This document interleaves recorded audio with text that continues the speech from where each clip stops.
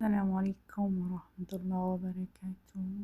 ውድ ቻናል ቤተሰቦች እንዴት ናችሁ? ደህና ናችሁ ወይ? ክርስቲያን ወገኖችም ሰላም ብያለሁ። በያላችሁ በሰላማችሁ ይብዛ።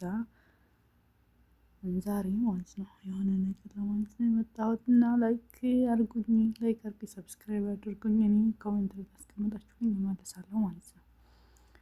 ያው 200 ሊገባ ነው እና ላይክ አድርጉኝ።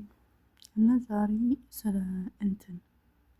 ትዳር ማለት ነው። አንዳንድ ጊዜ ትዳር ስንል እኔ የሆነ ሰው አይተን ምናምን ነው የምንለው። በተለይ ይሄ ሶሻል ሚዲያ ላይ ይሄ ታዋቂ ሰዎች ሲያገቡ ትሉና ኸላስ ትዳር ቀላል የሚመስላቸው ልጆች አላቸው። እኔ አንድ ሰው በትዳሩ ስኬታማ ሆነና እኛም ስኬታማ እንሆናለን ማለት አይደለም። ለአንድ ሰው የሆነ ሰው ለአንድ ሰው ተስማመናል እኛም ይስማመናል ማለት አይደለም።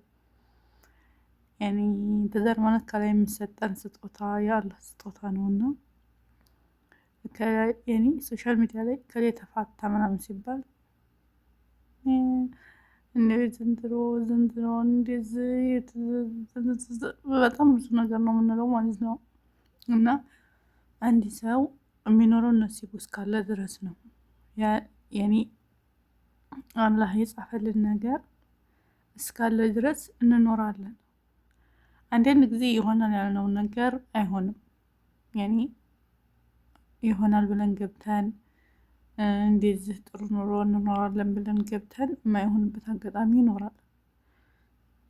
እኛ የምንኖረው ነው እስከተጻፈልን ድረስ ብቻ ነው እንጂ ያኔ ታዋቂ ሰዎች ስላሉ ምናምን አይደለም። ያኔ ታዋቂ ሰዎች ተጋቡ፣ ተፋቱ፣ እንደዚህ አሉ፣ መድረሻ አሉ ምናምን ያኔ እኛ ትዳር እንደሚይዝ የምንሰማው ነገር የምናየው ነገር ሶሻል ሚዲያ ላይ የምንለው ነገር የምትሉ ልጆች አላችሁ ማለት ነው።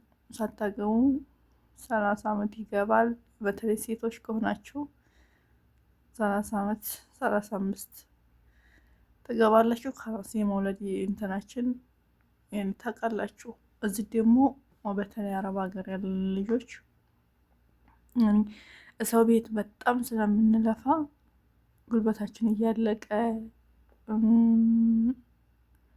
ሁሉ ነገራችን እየደከመ ነው የሚመጣው ማለት ነው። እና ትዳር ስትይዙ እነዚህ ከሌ ስላልገባ ከሌ ስላለ ከሌ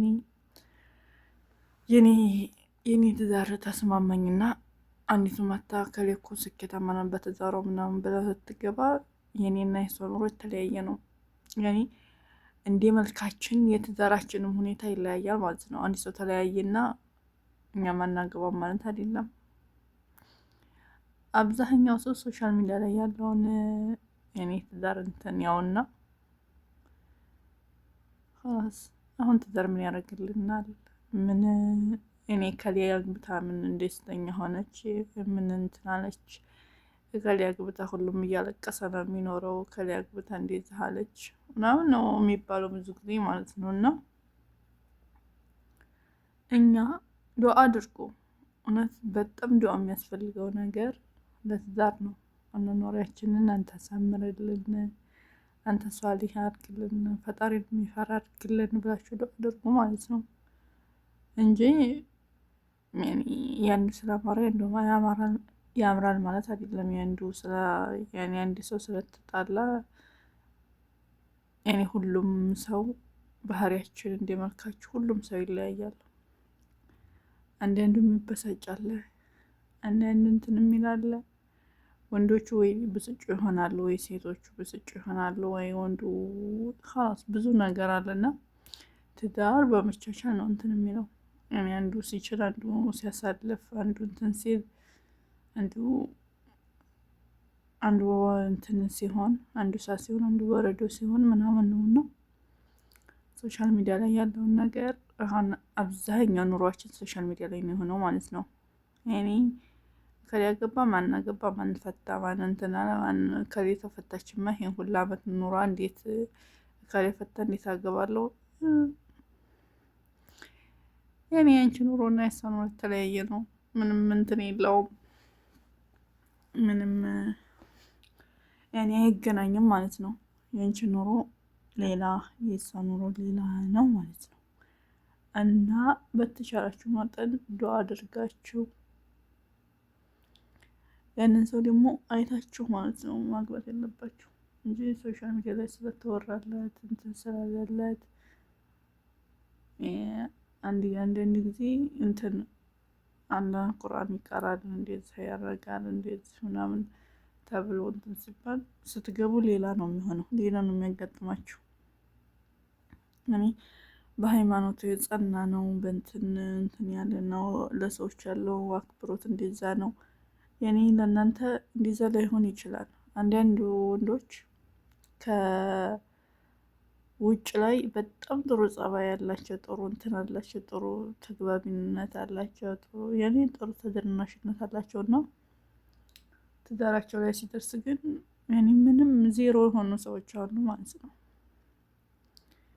እና እንደዛ እንዳያጋጥማችሁ ዱዓ አድርጋችሁ መግባት አለባችሁ። አግቡ። እውነት ያኔ ሶሻል ሚዲያ ላይ የሚታየውን ነገር አትስሙ። እኛ እንትን የኛ የሴቶች እድሜ ብዙም እንትን አይደለም። እኔ ታውቃላችሁ፣ እኔ እዛ ሀገር ለፍተን ኢትዮጵያ ስንሄድ ምንም እንትን አይደለም። እዛ ሀገር ስንት አመት ለፍተህ ሄደህ ኢትዮጵያ መውለድ እምቢ ያላቸው ሰዎች አሉ። አታ እዛ ሀገር ብዙ ብር ይሰበስቡና መውለድ እምቢ ይላቸዋል። ወንድ ችግር የለበትም፣ እስከ ስንት አመትም ቢሆን መውለድ ይችላል። የሴቶች ገደብ አለው ማለት ነው። እና በራሳችሁ ጠንካራ ስትሆኑ ማለት አሁን ልጅ አግብታችሁ ልጅ ራሱ ብትወልዱ እኔም የራሴ እንደምንም ብዬ ራሴን ችዬ ያሳድገዋለሁ ብላችሁ የኔ ራሳችሁ ማሳመን አለባችሁ እንጂ ያንን ትዳር ተማምናችሁ እንደዚህ ብላችሁ የሆነ ነገር ከባድ ነው የሚሆነው። ያኔ ትዳሩ ያልሆነ እንደሆነ በጣም ነው የምትሰበሩት ማለት ነው። እኔ በራሳችሁ እንትን ብላችሁ እኔ ማለት አሁን ገንዘብ ስንይዝ አንድ ጊዜ ይኖረናል፣ አይኖረንም፣ እናጣለን፣ እናገኛለን። ግን በዛን ሰዓት እኔ እንትን አለ ማለት መበሳጨት ምናምን። አንድ ጊዜ ገንዘብ ስናገኝ በጣም ደስ ይለናል፣ ስናጣ ደግሞ በጣም እንትን የምንል ሰዎች አለን። አብዛኛው ሰው እንደዛ ነው። እና እንደ ማጣታችን እንደ ማግኘታችን እናሳድጋለን ብላችሁ አግቡ ማለት ነው እንጂ ሶሻል ሚዲያ ላይ ያለውን ከሌ ተፈታማ እንዴት ነው ትዳሩ እንትን የሚለው፣ ከሌ ታገባማ እንዴት ነው እንትን የሚለው እያላችሁ ከባድ ነው የሚሆነው። እኔ በሰዎች እንትን አትመሩ፣ በራሳችሁ እንትን ስትወስኑ እንትን ይላችሁ ጠንካራ ትሆናላችሁ። ትዳር ላይ መጥፎ አለ፣ ጥሩ አለ። ያንን መጥፎውን ጎን እንትን እያላችሁ ጥሩውን ጎን እያሰባችሁ እንትን ማለት ነው እንጂ ይሄ ከሌ ተፋታች አሁን ደግሞ በጣም ነው ፍቺ እየበዛው ማለት ነው። እና ሲንግል ማሞች በጣም እየበዙ ነው። እና ሲንግል ማምነት ደግሞ ትዳር ላይ ያላችሁ በተቻላችሁ መጠን መቻል ነው። የኔ በጣም እንትን ተላለ በስተቀር ማለት ነው። እና ያለው እንትን ይሄን ይመስላል። ሀሳብ አስተያየታችሁን ኮሜንት ላይ አስቀምጡልኝ። እና በያላችሁበት ፈጣሪ ይጠብቃችሁ፣ ሀገራችንን ሁላ ሰላም ያድርግልን፣ በሰላም እንገባ ያደርገን። አብዛኛውን እዚህ የቆየን ሰዎች ነን። ሀገራችን ሰላም ከሆነ ምንም እንትን የኑሮ ውድነቱን በሉት ምኑን በሉት ሀገራችን ላይ ከሆነ ምንም እንትን አይለንም ማለት ነው።